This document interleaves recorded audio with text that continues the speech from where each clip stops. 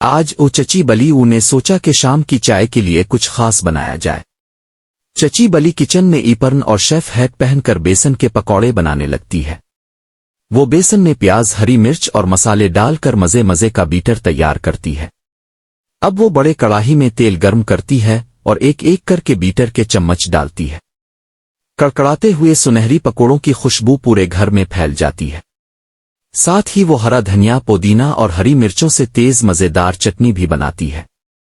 آخرکار چچی بلی اپنی امی، ابو اور دوست بلیوں کو دسترخوان پر بلاتی ہے۔ سب مل کر مزے سے پکوڑے اور چٹنی کھاتے ہیں۔ چچی بلی سب کو دیکھ کر کہتی ہے، پیار اور خوشیاں بانٹنے سے بڑھتی ہے۔ اگلی بار پھر ایک نیا ذائقہ لے کر آئیں گے۔ اور ہاں، ہمارے چینل کو لائک، شیئر اور سبسکرائب کرنا مت بھولیں۔